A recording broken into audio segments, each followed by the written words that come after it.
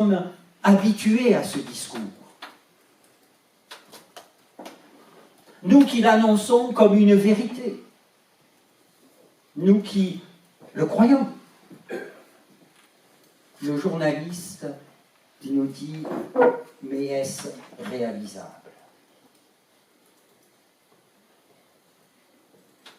Alors, pour répondre à cette question, on peut faire comme le journaliste au début. Ne pas répondre à la question, mais répondre à une multitude de questions avec nos décisions synodales sur l'étranger, l'écologie, la mission de l'Église, tous les sujets, la diaconie. On peut répondre en essayant de sortir la tête haute. Mais oui, regardez, à tel endroit on s'engage là, à tel endroit on s'engage là, et on fait un beau bouquet de tout ce qui marche, de tout ce qu'on a envie de mettre dans la vitrine. Mais si le journaliste vient à notre rencontre, trouvera-t-il derrière la vitrine ce que nous lui avons exposé? Car il est bien beau de montrer ou de mettre sur le tract une photo d'un temple plein. Mais combien d'invités entreront dans des temples à moitié pleins, au quart plein, et parfois à l'impression de vide?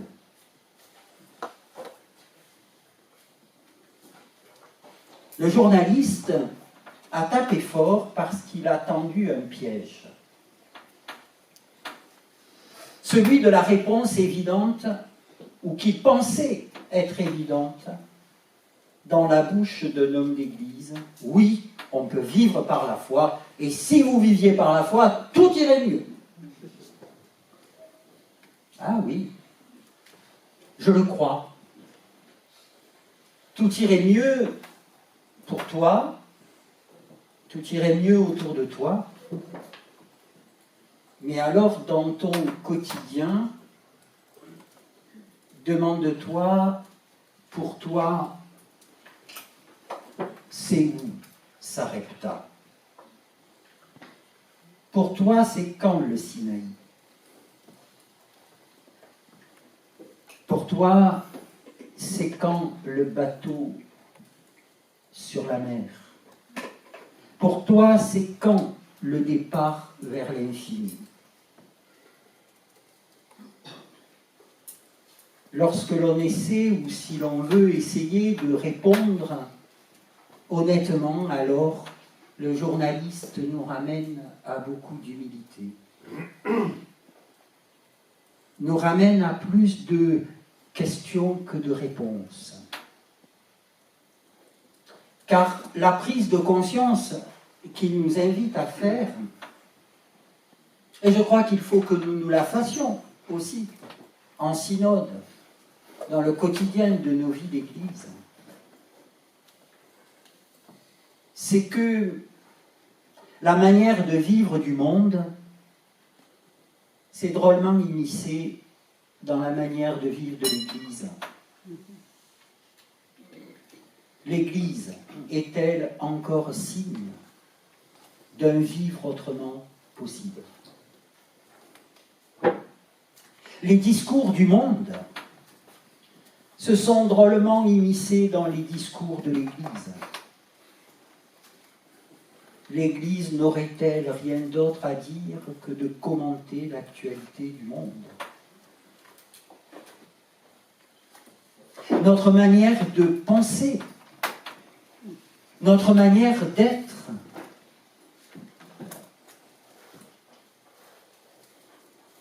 est-elle encore une manière que nous choisissons,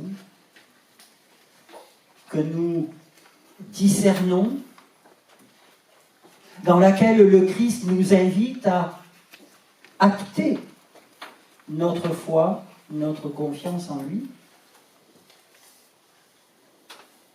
Est-il encore possible de vivre dans ce monde par la foi. Ça ne veut pas dire de vivre en irresponsable. Ça ne veut pas dire de vivre hors du monde. Ça ne veut pas dire de prendre tous les risques.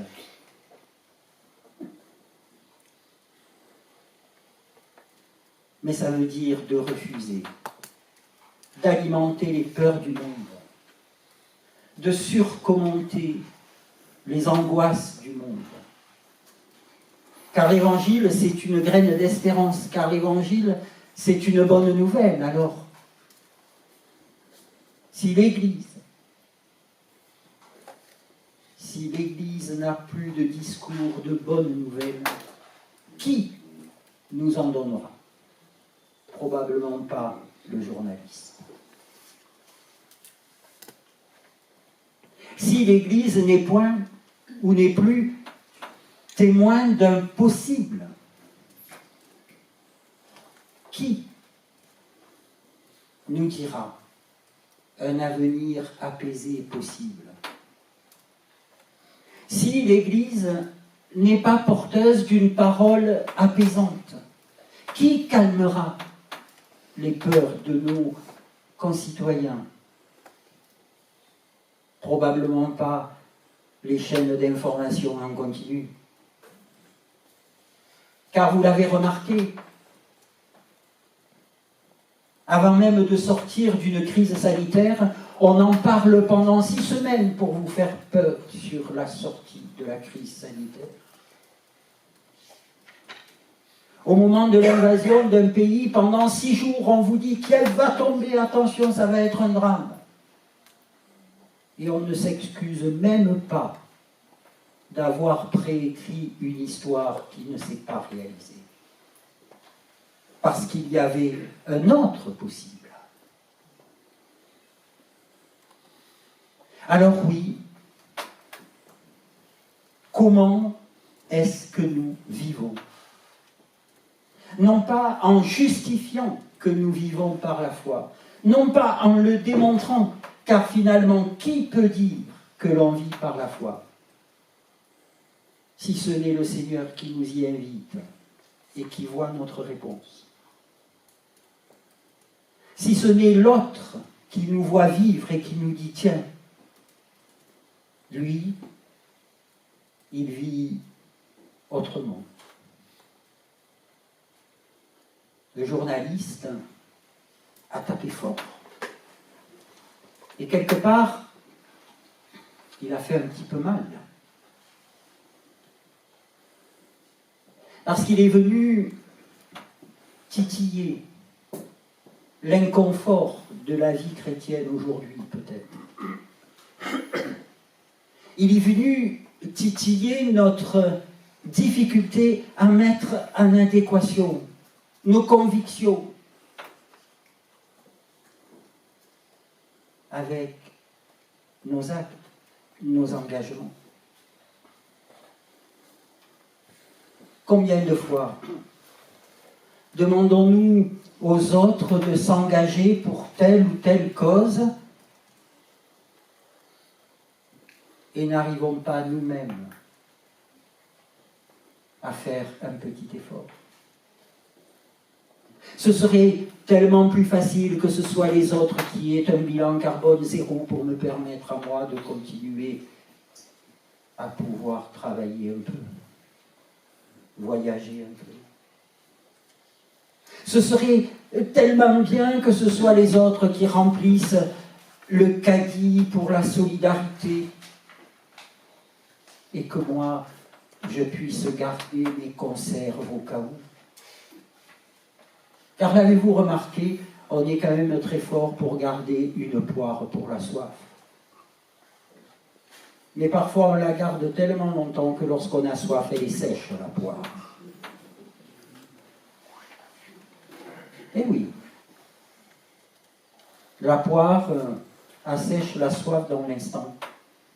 Il n'est pas sûr qu'elle le fera dans 6 mois, dans 1 an. Alors, Alors, chers amis,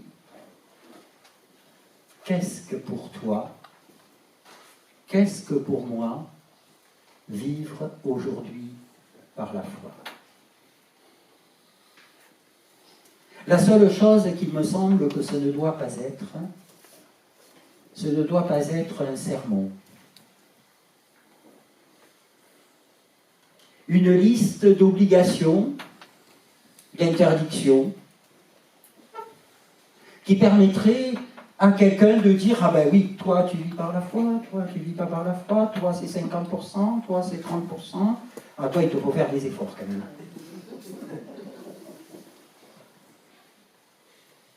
Vivre par la foi,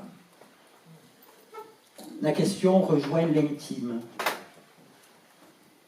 Et donc finalement, tout ce que je viens de vous raconter, je pourrais vous dire, comme le journaliste me l'a dit par rapport à toutes ces questions, oubliez tout, ça ne sert à rien. Car finalement, qu'est-ce qui peut servir? Ce qui sert aujourd'hui dans ce monde, ce à quoi nous sommes invités à nous abandonner, c'est, comme l'a évoqué Guillaume durant le culte, c'est à la grâce. C'est un mot que le monde ne comprend pas. Le journaliste n'aurait probablement pas repris ce mot dans son papier. Et pourtant, il est essentiel aujourd'hui, ce mot. Car ce mot, il libère des culpabilités. Il protège des autosatisfactions. Il nous garde des scoops de complaisance. Car son origine, ce n'est jamais nous, c'est Dieu. Vivre par la foi, c'est une grâce. Un don de Dieu. Ce n'est pas le fruit de nos efforts. Ce n'est pas la conséquence de nos décisions synodales. C'est un don de Dieu. Et ce don, nous en sommes toutes et tous bénéficiaires. Et je crois que nous sommes dans une actualité, que notre monde est dans une actualité où il est urgent de reprendre conscience que nous sommes au bénéfice de la grâce, de cet amour premier de Dieu, qui nous dit que le visage de Dieu est sur le visage de chacun et de chacune de nos frères et de nos sœurs à l'humanité. Reprendre conscience de la grâce de Dieu, qui nous dit « Arrête de demander à ce que ton superflu soit encore augmenté. Partage-le. Toi qui demandes la redistribution des richesses, mais redistribue les tiennes. »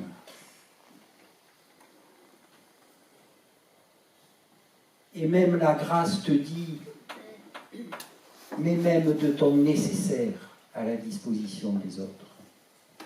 Pas uniquement de ton superflu. Et le monde irait mieux. Car aujourd'hui, celles et ceux qui vivent comme Abraham, en quittant leur pays pour en rejoindre un autre, ce n'est peut-être pas à l'appel de Dieu, mais ils fuient la guerre, la famine. Alors faut-il être en guerre? Faut-il avoir faim pour vivre par la foi et croire que là-bas, il y aura la paix, que là-bas, il y aura à manger? Ceux qui aujourd'hui sont sur les chemins, sur les bateaux, vers des lieux qu'ils ne connaissent pas, c'est parce qu'ils croient que là-bas, il y a tout pour eux. Faut-il se souhaiter leur situation d'origine pour redécouvrir que l'on peut vivre par la foi? J'ose espérer que non. J'ose espérer que nous pouvons redécouvrir dans nos conforts, dans notre bien-être, l'urgence. Oui, chers amis, l'urgence d'être témoin d'une vie par la foi possible.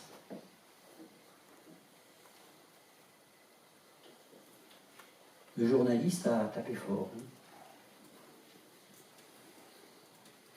J'ai l'impression que le simple fait d'avoir gardé au cœur cette question et de la partager avec vous aujourd'hui fait que ce journaliste, qu'est-ce qu'il était important à rencontrer?